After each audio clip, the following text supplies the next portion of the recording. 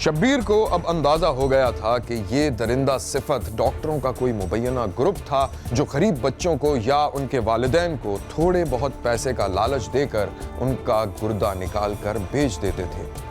Doctor عبداللہ سے باتیں بھی کیے جا رہا تھا اور اپنا کام بھی کر رہا تھا۔ پھر ڈاکٹر تھوڑا سا جھکا اور دوسرے ہی لمحے عبداللہ بے ہوش ہو چکا تھا۔ شبیر کو اب اندازہ ہو گیا تھا کہ یہ درندہ صفت ڈاکٹروں کا کوئی مبینہ گروپ تھا جو غریب بچوں کو یا ان کے والدین کو تھوڑے بہت پیسوں کا لالچ دے کر ان کا گردہ نکال کر بیچ دیتے ہیں۔ شبیر نے حقائق جاننے کے لیے انتظار کیا اور جب وہ لاہور پہنچا تو شبیر کو عبداللہ کا باپ دکھائی دیا جو اپنے بیٹے کے لیے پریشان تھا۔ صاحب آپ شبیر ہیں نا؟ جی جی بولیں۔ صاحب میں بہت پریشان ہوں صاحب، 26 دن سے میرا بچہ لاپتہ ہے صاحب،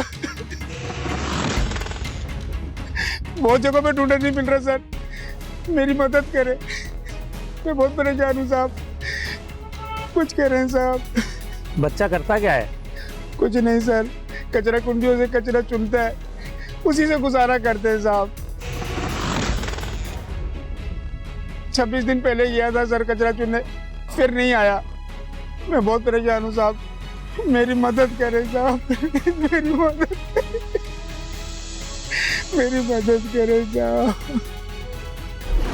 شبیر نے عبداللہ کے باپ کو ساری معلومات فراہم کر دی تھی اور عبداللہ کے باپ کو جب یہ پتا چلا کہ اس کے بیٹے کا گردہ نکال لیا گیا تھا تو اس کے پاؤں کے نیچے سے زمین نکل گئی۔ اب مجھے یہ بتاؤ، میں مزدوری دیہڑی والا بندہ ہوں، میں اس کے علاج کے چکروں میں پھرتا رہوں کہ مجھے بتاؤ میں اپنی مزدوری بچوں کے لیے کروں، کیا کروں؟ مجھے بتاؤ، کتنی مہنگائی کا دور ہے، بس یہی میرا ان سے مطالبہ ہے کہ ان کو سزا دی جائے اور میرے ساتھ انصاف۔ سوال یہ ہے کہ یہ کون سا گروہ ہے جو اس ملک میں یہ دھندا کر رہا تھا؟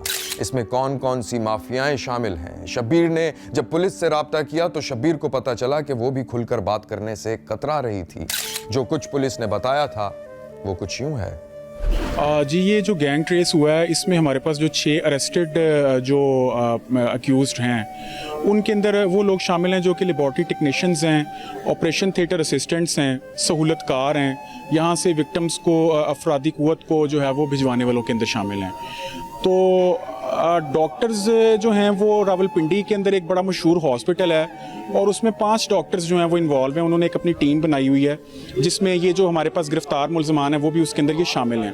اپروکسیمیٹلی 70 to 80 جو کڈنی ٹرانسپلانٹ ہیں یہ پچھلے 6 months کے پیریڈ کے اندر جو ہے وہ یہ کر چکے ہوئے ہیں، اور اس کے ساتھ ساتھ کوئی تقریباً 3 سے 5 کروڑ روپے کی جو اماؤنٹ ہے وہ بندہ جس کو گردہ لگنا ہوتا ہے یہ اس سے وصول کر لیتے ہیں اور آگے پھر میگر سی اماؤنٹ جس وکٹم کو کوئی 80,000 کوئی لاکھ روپیہ دے کے تو یہ اس سے اس کا گردہ جو نکال لیتے ہیں۔ شبیر نے جب 15 سالہ عبداللہ کو دیکھا تو بچے کے چہرے کا رنگ اڑا ہوا تھا، وہ بے بس تھا، بے آسرا تھا۔ میرے ساتھ انہوں نے بڑی زیادتی کی، میری کڈنی نکال دی کام کا جھانسا دے کے کہ میں آپ کو سرکاری نوکری دلواؤں گا۔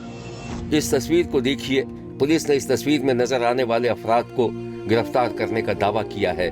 پولیس انہیں سہولت کار کہہ رہی ہے، لیکن اصل ملزمان تک پہنچنے میں پولیس مبینہ ٹال مٹول سے کام لیتی دکھائی دے رہی ہے۔ پولیس کی گفتگو کو ایک بار پھر سن لیجیے۔ 20 لوگوں کے یہ گردے نکال چکے ہیں اور وہ لوگ چونکہ ان کی ولنگنس سے، بعض کی ولنگنس سے نکالے گئے، بعض کو دھوکہ دے کے نکالے گئے۔ جیسے اس بچے میں جو نکالا گیا تو اس کو کہا کہ نوکری کے لیے تمہارے ٹیسٹ ہو رہے ہیں، جس کی وجہ سے ہم تمہارا یہ بلڈ ٹیسٹ لے رہے ہیں اور یورین ٹیسٹ لے رہے ہیں اور باقی چیزیں لے رہے ہیں۔ تو وہ جو ڈاکٹرز حضرات ہیں پورا ریکارڈ ان کے پاس ہے، اور یہ جو انویسٹر ہے فیصل خان، ہم اس سے بھی لے رہے ہیں اور بھی لوگ ہم آپ کے میڈیا کے اس معزز میڈیم کے ذریعے ہم ان سے ریکویسٹ کریں گے اگر اور بھی ان کے کوئی متاثرین ہیں وہ ہم سے رابطہ کریں، ہم ان کو اس مقدمے میں بھی ان کی پوری ہیلپ کریں گے اور ہم ان کو اگر کسی دیگر تھانے کا مقدمہ تو ہم اس میں بھی لیگل ایڈ دیں گے۔ پاکستان میں آئے روز اس قسم کے گینگ اور گروہوں کی خبریں آتی رہتی ہیں جو انسانی اعضاء کے غیر قانونی دھندوں میں ملوث ہیں، لیکن ان کی روک تھام کے لیے کبھی کوئی کام نہیں کیا گیا۔ اس سے زیادہ افسوسناک بات یہ ہے کہ گردے نکالنے کا کام کوئی عام نائی یا موچی نہیں کرتا، بلکہ کوالیفائڈ ڈاکٹر کرتے ہیں اور مبینہ طور پر کروڑوں روپے کماتے ہیں۔